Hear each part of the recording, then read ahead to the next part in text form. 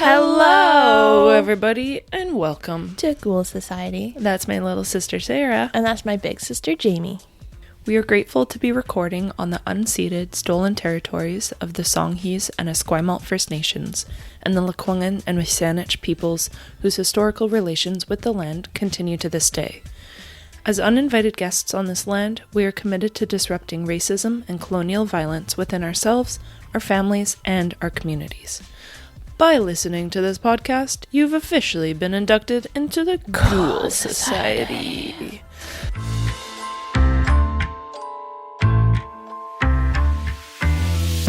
Yeah. I drank last night. You can probably hear it in my voice. You drank, I drank, we all drank. We had a party for our friend and it was really fun, a birthday party, and we drank margaritas. But like they were in a glass this big that I'm holding up about 4 inches, and they were doubles, and they were so good. And then I demolished the first one. I was just like chug, and I was like, I'm ready for my second one. But then like it hit me so hard. Yeah. And then I was also drinking a Negroni. Oh my god. And then her dog got sick, and then they had to leave, and then everyone was like leaving, and we were like, okay, guess we're done. And Bristol was also so tipsy. It was really funny. And our friend kept giving him water. Mm-hmm. They were like, here's some water. It was really fun. And we tried to play Killer Bunnies, sorry. Oh, Killer Bunny. And I was confused pretty much the whole time, but I think I understand it. Oh. I would want to play again. Anyway, so that was my night. It was really fun. Wow, nice.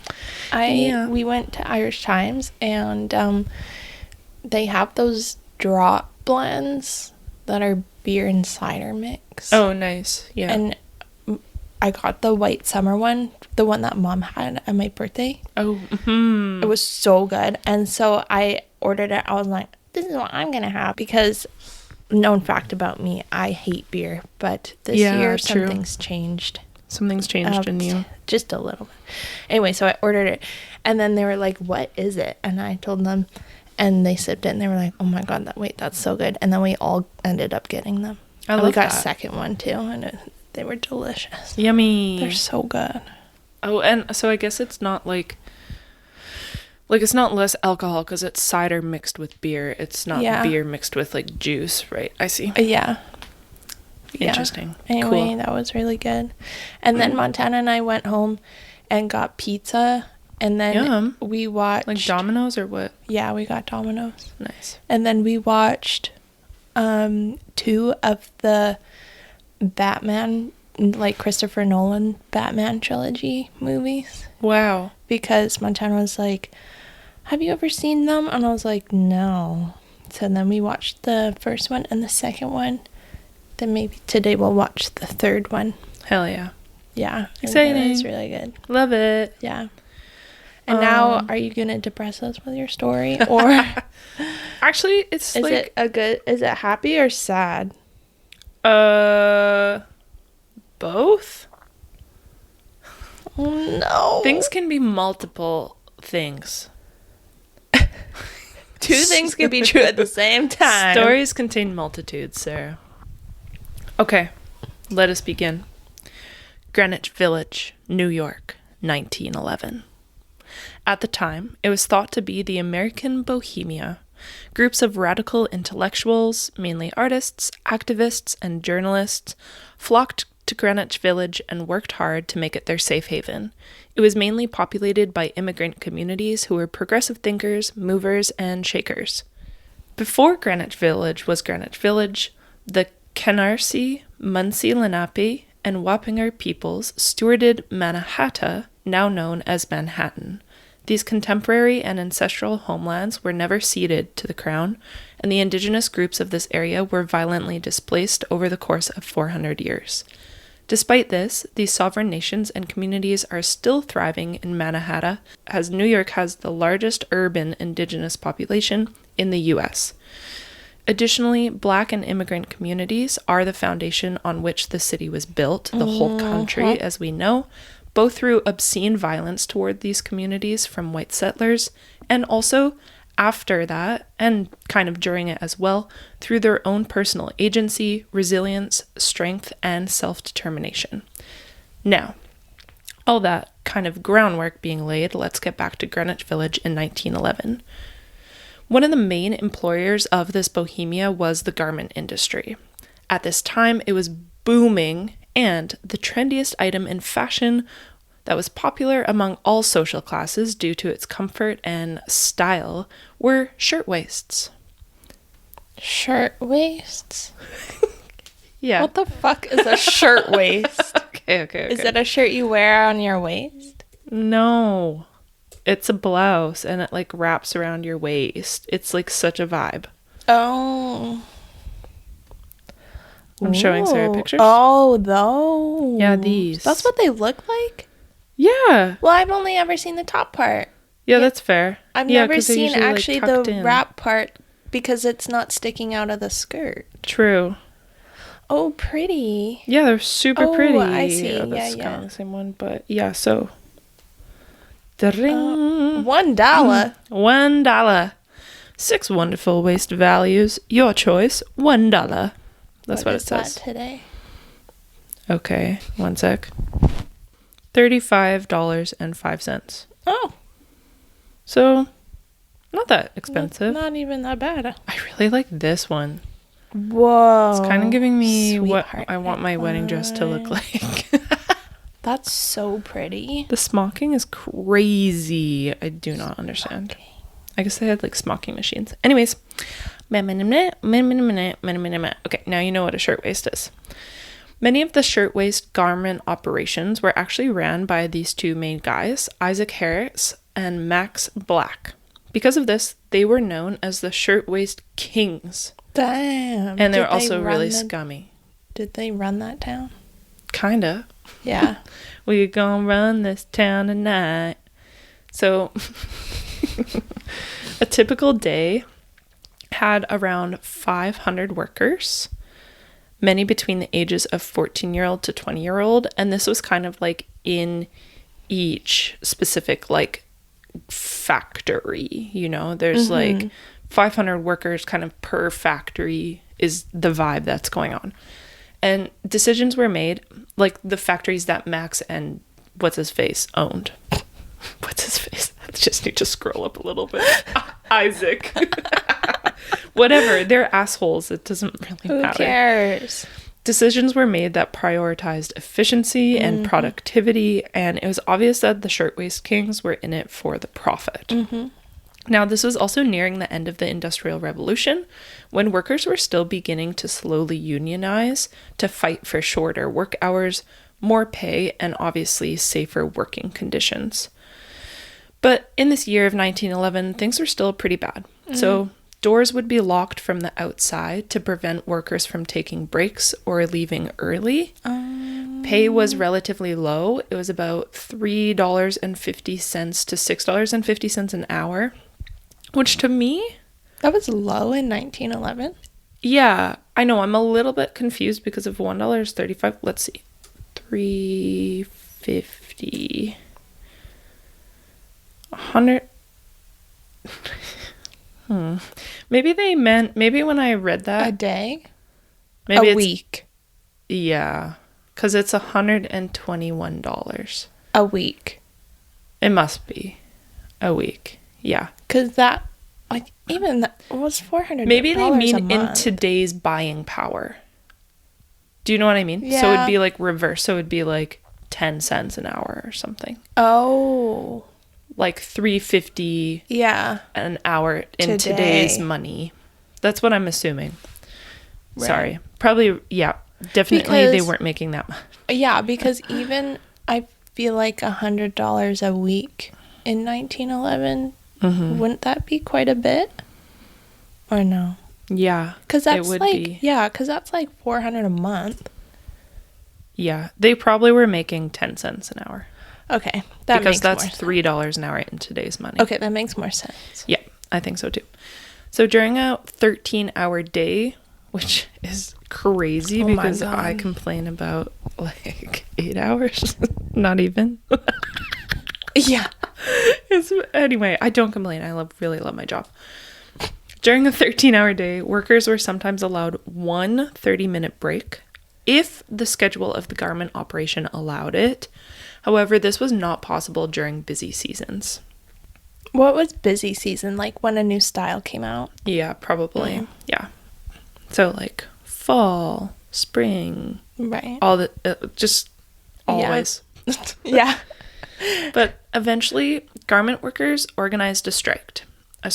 They wanted shorter 52-hour work weeks, a 20% increase in pay, and they wanted pay for overtime. Hell yeah. Among other things like washrooms. Oh, and coat rooms, and maybe not being locked in. Yeah. So on one awesome day, 20,000 workers walked out. This started 3 months of demonstrations. There were smaller and medium factories that agreed. So like the kind of lower end of the factory, not lower end, but like the mom and pop shop style factories. They were like, okay, we agree with you. You can work shorter hours. You can be paid more. But the larger factories, such as hell no. Yeah, such as the one that the Shirtwaist Kings owned, they did not. Right. The 20 largest factories of garment industry got together. And they made it an association so that the strikers could not like actually strike and unionize. They made like an anti-union coalition, essentially. Okay. They also formed alliances with police to physically beat and fight against the strikers and demonstrators. Right. They were like, fuck you, we don't care, get lost kind of thing. And they're women, so that probably doesn't help. Yeah, exactly. They're like, I can just do whatever I want with you. So in February of 1910, the strike ended. Some demands were met, others were prevented by the coalition of the large factory owners. However, regardless, garment workers slowly went back to work since they didn't really have another choice, right? They're just like, okay, well, we need money, we have to work, and times are really rough. Now, March 25th, 1911, at 4:40 in the Ash Building. The Triangle Waist Company factory is located on floors 8 through 10 of this building. Oh, I think I know what the story is. She finally got it. I was like... She's like, shirtwaists? What is going on? Classic Jamie talking about garments any given time, any textile, historical anything. Clothing. And then now I think I get it. Now you get it. Now I think I remember. This one is sad. It'll be okay. It is sad, but then it's happy. Right. Well, it's cool. Well, it's hot, actually. Okay, it was over 100 years ago. It's fine. It's fine, .tm. So, there's this really cool woman, Yetta Lubitz. She's working her daily grind like any other day. It was her 17th week of working at the factory. At 24 years old, she was a seasoned survivor of the workplace, the master of a quick getaway. So she was just good at being like, work's done, see ya. Right. Peace out, scurry out of there. Oh, yeah. On the afternoon of March 25th, after receiving her pay, she slipped out of her seat in the center of the room and headed for the closet to grab her jacket and hat. When she was leaving the dressing room, she noticed others were rising from their seats as well, but they weren't heading to the dressing rooms. Quote, I saw a crowd of girls run right toward the Green Street door, which quickly became crammed with people struggling to exit. For a second, she didn't understand what was going on until she heard someone yell, fire. The flames had reached the 9th floor at the same moment that this person had cried out. So all of this information that I'm sharing with you is actually from the book called Triangle, The Fire That Changed America by author Dave Von Drill. He writes, quote, 1 floor below, flames had spread to the 2 cutting tables near the air shaft in the rear corner of the factory, where they were driven and fed by a steady rush of wind making its way from street level through the elevator shaft. These rear tables were the entire width of the room away from the fire starting point, but the blaze was carried across the room in light, swirling embers that fell amid perfect conditions for a fire. Very quickly, the swing of the fire was extremely intense. It burst the rear windows and entered the air shaft. The shaft worked like a flue, sucking the fire upward, which is why a scant moment after Lubitz heard the word fire, she saw the blaze through the air shaft windows. Whoa. End quote. So to kind of give you a bigger picture, which we'll get into a little bit later, Lubitz is on the 9th floor. The fire started on the 8th floor. Yeah. So the flames immediately are coming up through the air shaft into the 9th floor. Right. Another worker ran to Lubitz, and together they ran to the fire escape. Quote, I followed her and I ran to the fire escape too. And then a whole crowd of girls came over right to us. So many girls. They ran to the window, to the fire escape, but I got scared. All the floors were with flames. End quote. Now at this time, Lubitz didn't know where to go. The fire escape was full of flames, the door was jammed, and everyone was chaotically trying to find a way to escape the burning building.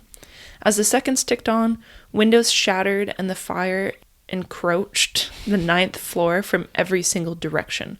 From the floorboards underneath, from the windows, like from the stairs, from the air shaft, from the fire escape. Yeah. Lubitz noticed workers heading back to the Green Street door.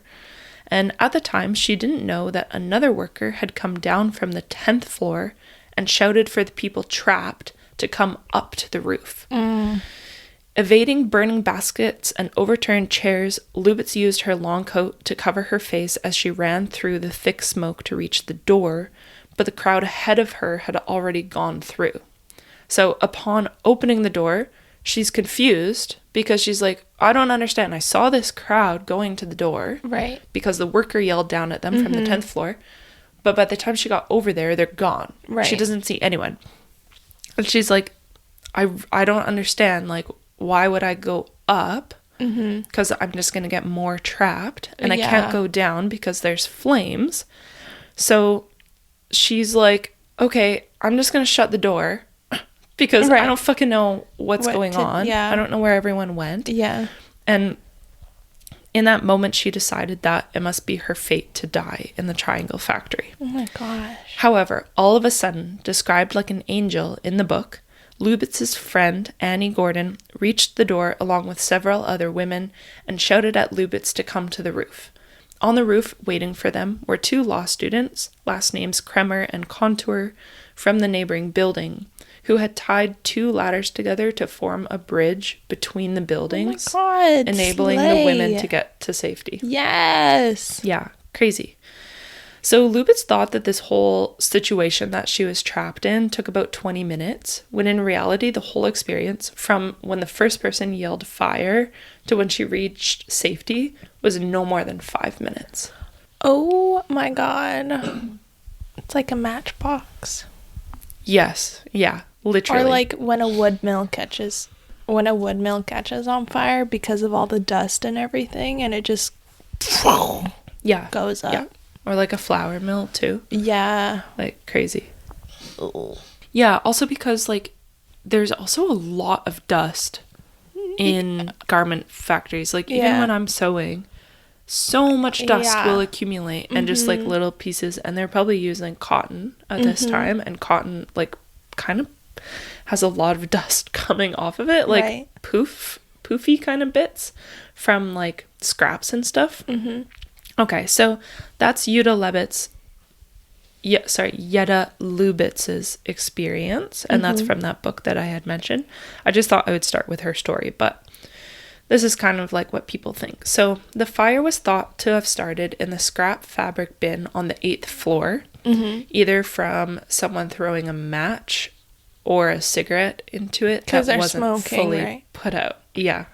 I forgot they were all smoking. So smoking was actually not permitted because obviously it's like super dangerous and everything is flammable. But workers often snuck cigarettes and matches during their shift. Yeah. Because, of course, it's like the end of the 1800s. Still kind of, even though it's the turn of the century, it's still just like, whatever. So it's a very real possibility that someone just threw like a cigarette or a match into the bin. However, a New York Times article suggested that the fire was started by actually the engines that were running the sewing machines. Okay. So that's another theory. And then another series of articles pointed to a potential insurance fraud, which I'll touch on later, because there was a pattern of arsons within garment factories. Oh, okay. So they tried to stop the initial spread of the flames on the 8th floor. Mm-hmm. But get this, the fire hose that they had on site was rotted and rusted. And it just didn't work. Freaking classic. This is like the story with the life jackets that had metal in them. Yeah. It's like, check your fucking fire hoses, bro. Does no one care about the well-being of others? Actually, no one does. No. It's so true. It's crazy.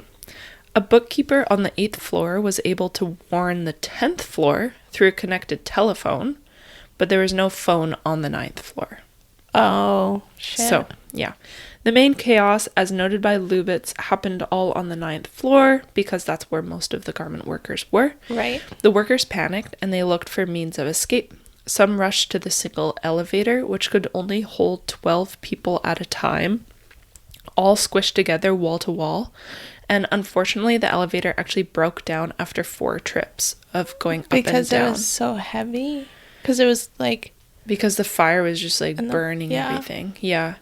However, during those 4 trips, the elevator operator risked his life each time to ensure more lives could be saved by facing the fire head on each time he went back up. Wow. Because has to be an operator. It's not an automatic one, right?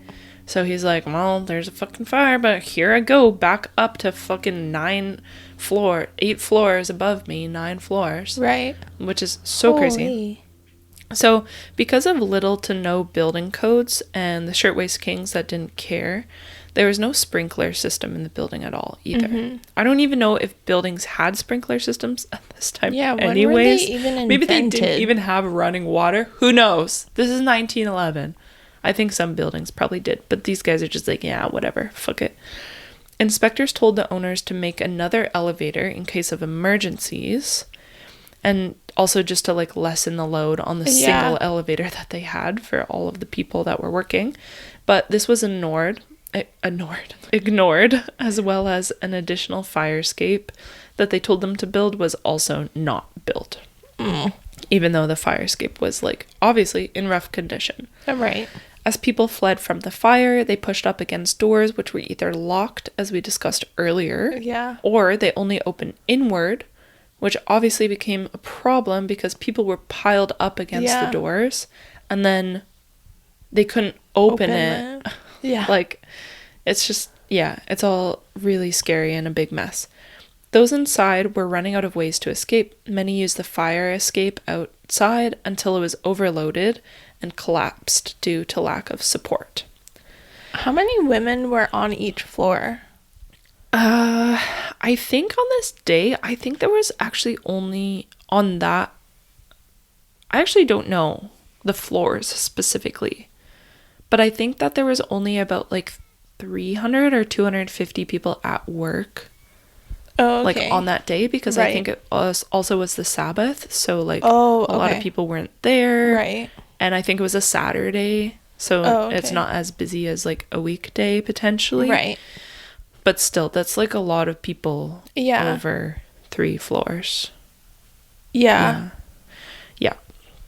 And I think most of them were on the 9th floor. Like, I think the sewing machines were on the 9th floor. I don't necessarily know about the 8th and the 10th. Right. So each floor kind of was its own part. Yeah. Like, there was probably a cutting floor, sewing floor, ironing, finishing floor, that kind of stuff. Yeah. As firefighters arrived, they tried to extend their ladders to rescue people from the windows. Mm-hmm. But the ladders only reached to the 6th floor. Oh my God. So you go and you make these buildings and you don't consider that your other infrastructure is not cut out for your buildings. Right. Oh my God. Okay, yeah. So here is a quote from an 18-year-old named Nellie Ventura. They said, I ran at once to the window, opening on the fire escape on the 9th floor, and cried to the other girls to follow me. I don't know what happened then, but I stepped out on the ladder and looked down. All below me was thick smoke with red tongues of flame showing through at the 8th floor. At first, I was too frightened to try and run through the fire, for I thought I would be burned to death. When I heard the screams of the other girls and heard the roar of the fire in the back of me, I knew I had to go down that ladder or die there. Damn. Which is crazy. Yeah. So she is just like, oh, I don't have a choice. Here I go. And of course, people turned to jumping out of windows. Yeah. Firefighters set up nets for people who jumped. Oh, that's good. But unfortunately, they didn't work. This option soon failed. Why, did their nets break or something? Are they bad at catching people? Too many people were jumping on the netting, and the netting eventually broke. Oh my god, bro. I know. Like, it's the 1800s of it all. What do you mean your netting broke? I know. How old is your net? How old is your net? Like, you're supposed to be life-saving. Yeah. You're supposed to have life-saving things, and you can't even do your fucking job? No. I think they're just like, yeah. Was this like the first year of firefighters or something? Actually, that's a great point. Firefighters invented. I know it was a long ass time ago, but I feel like by the like early it's not even the very early 1900s. It's been 1900 for quite a while. You don't even want to know. The first colonial fire. Okay, this is Google AI, so I don't know. I think it's from Wikipedia. All wives under the sea. The first colonial fire wardens and bucket brigades were appointed in the Dutch settlement of New Amsterdam in 1648. Okay, New York. Okay, then you have your shit together by then. In 1737, the colonial government officially established the first organized volunteer fire department. Okay, it's been 200 years. It's been 200 years. You should know that nets break down over time. By 1865, the modern paid full-time professional force, now known as the FDNY, Fire Department of New York, was created by the state with the formation of the Metropolitan Fire Department. Yeah, so like they've been being paid for 50 years by this time. And you can't even fucking save these women? First of all, your ladder's too goddamn short. Yeah, that's weird. You've been working on this for, a couple hundred years. And also, like, hello, you're in, like, New York, so the buildings are tall. Have been taller than 6 stories for probably a long-ass time. Yeah, it's true. So, you... What? You don't have any excuse, really. No. You just fucked up. Yeah. You fucked up. Fix your nets. Fix your nets and fix your fucking ladders. Yeah. Like... I know. Or, like, I don't know, grab a ladder, put it on the side of the building, climb up, bring those girls down. It's true. That's your job. Do your job. Don't leave it up to law students. Yeah. Or why don't you connect another ladder to your ladder? The law kids did it. I don't understand. Anyway, who knows? Maybe they tried their best. Listen, I like firefighters. I don't want to hate on firefighters. Yeah, but this is just sad. This is sad. It is. So even though the nets broke, people kept jumping as it was their only escape. Yeah. Around 50 of the deaths were people who jumped onto the streets below and died. A newspaper reporter on the scene, William Shepard, described the sounds he heard of human bodies hitting the pavement as, quote, thud dead, end quote, a very specific sound that would be obviously super horrible to hear. Yeah. Overall, 129 girls and women died, along with 17 men. Burnt bodies were laid in coffins, and these coffins lined the streets so family and friends could come by to claim the body of their loved ones. However, 150 survivors were rescued by the quick-thinking law students on the roof, as well as those who were able to escape via the elevator thanks to the elevator operator, or the stairs mainly from the 8th floor. It was quickly all over. Mourning and outrage turned to organizing, and on April 5th, 1911, 1,000 people followed in the funeral procession. Some suggest that upwards of 350,000 people attended the procession, attended the funeral to pay their respects. Wow. Now, the outcome of all of this. Unions were among the first to demand justice, of course, including the International Ladies Garment Workers Union. Union leader Rose Schneiderman stated, "I would be a traitor to those poor burned bodies if I came here to talk good fellowship. Too much blood has been spilled. I know from my experience it is up to the working people to save themselves. The only way they can save themselves is by a strong working class movement." So the union workers are like, fuck all y'all. This is stupid. This should have never happened. We are fighting here. Yeah. Frances Perkins, who witnessed the fire and saw young people jump to their deaths, worked to bring change at the executive level. She declared that this was the day that a new deal was born. She was the first woman to serve in the cabinet in FDR's cabinet as Secretary of Labor. She passed worker protections on a national level, like the Fair Labor Standards Act. She set standards for minimum wage, child labor, overtime pay, and such other things and protections. Hell yeah. Yeah, she's really cool.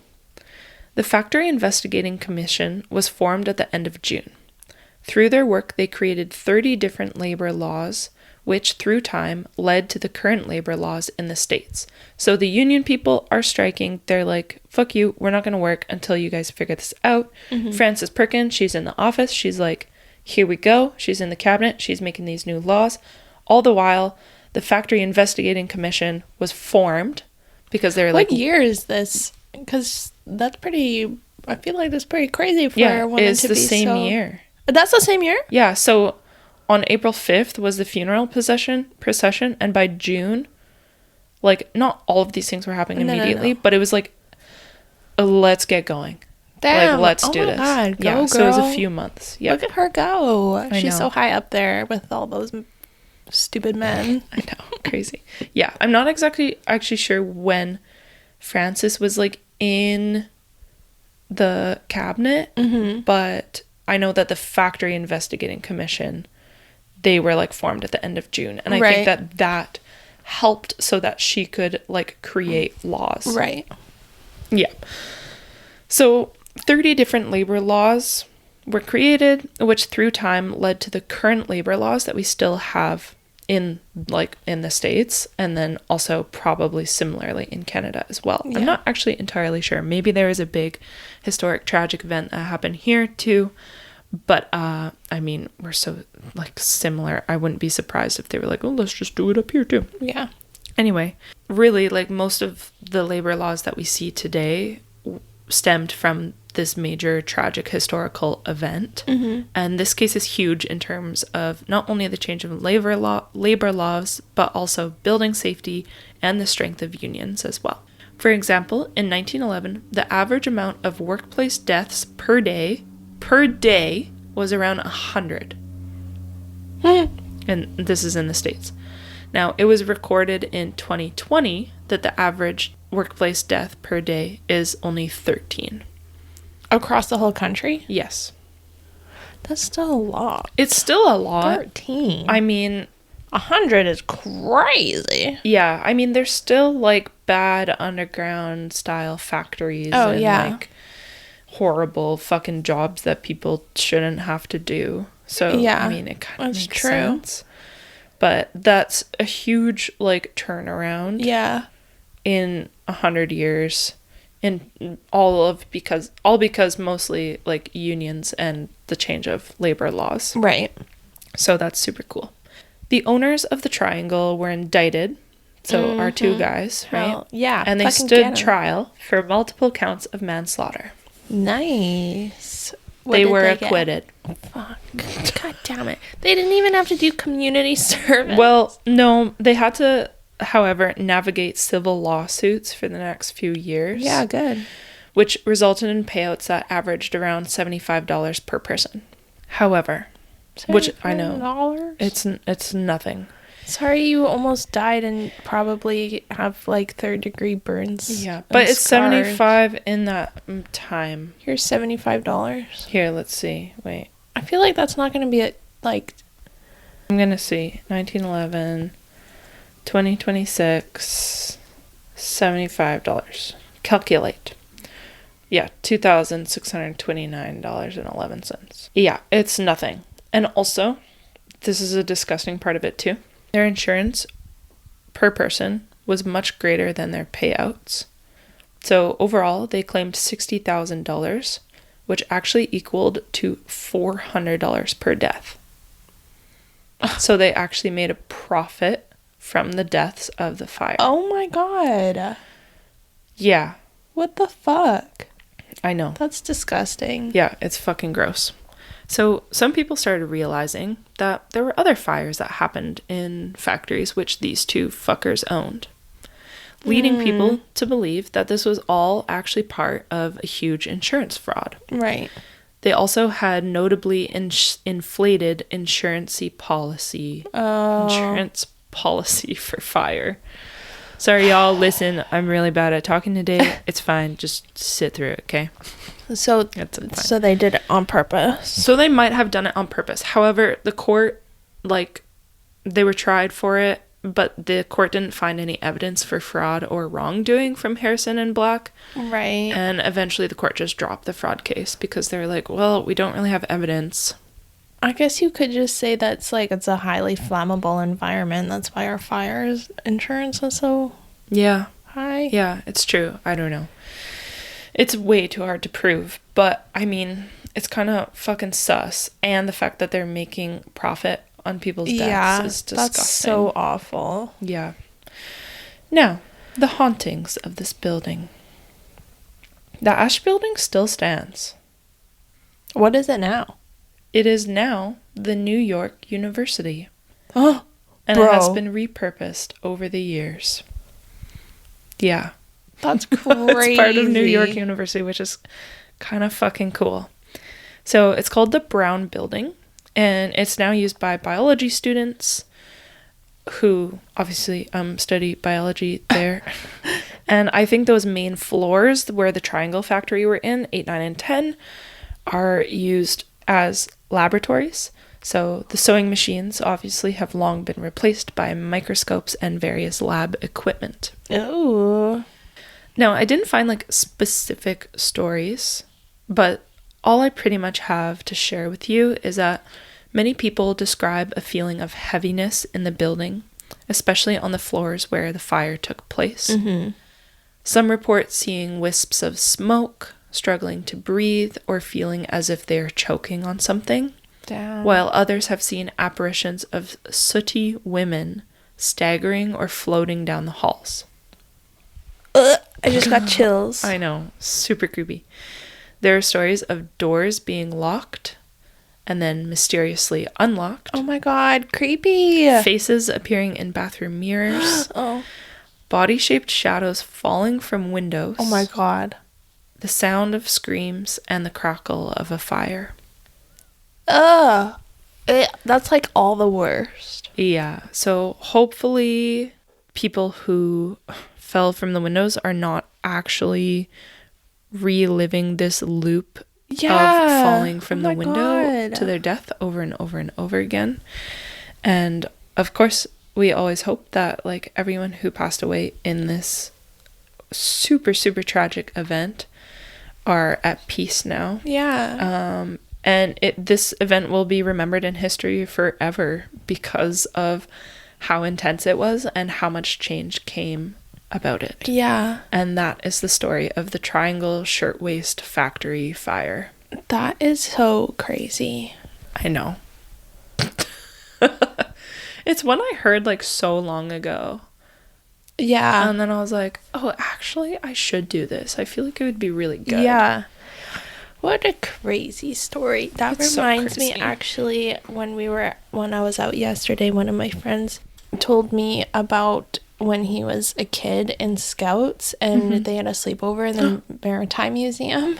In the old Maritime Museum. Which was the old jail. Yeah. In Really? Bastion Square. Yeah. Okay. Because when we were on our ghost walk, I did a ghost walk. And they were talking about the scouts who used to do sleepovers there. Yes. Tell me. He was choked by a ghost. And he saw... oh my God. He saw Begbie, like, in the courtroom. And he, like, screamed at him to get out. What? Yes. How old was he? Well, I don't know. He's in Scouts, so, like, little. Oh. Yeah. That's so scary. I can't remember. Yeah, the scouts stopped doing sleepovers there because... Yeah, he said... And he said he was on a ghost tour, and they went there. And then he, like, stopped the guide. He was like, that, like, what you're describing literally happened to me. Yeah, and one of his... crazy. Yeah, and one of the other scouts, like, was dragged in his sleeping bag. Yeah, I heard about that. Yeah. That's crazy. And That's so crazy to be, like...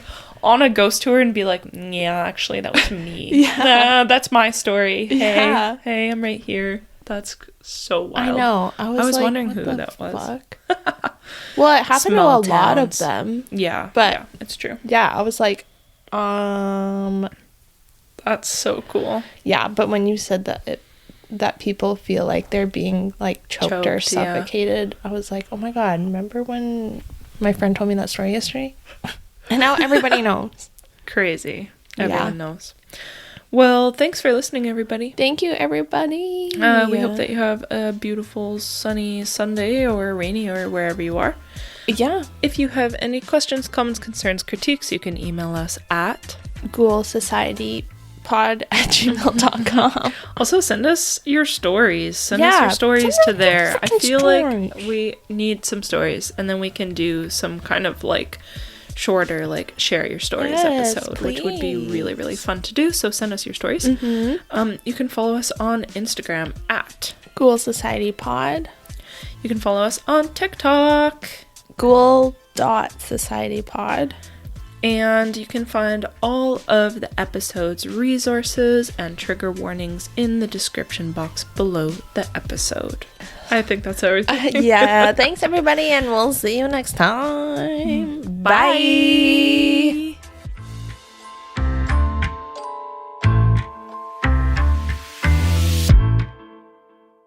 They met with owners of the 20... Words are hard today. The demonstrators met with owners of the 20th...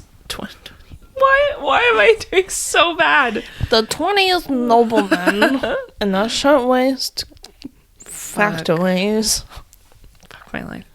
The demonstrators met with owners of the 20 largest... That's why. It's just written bad.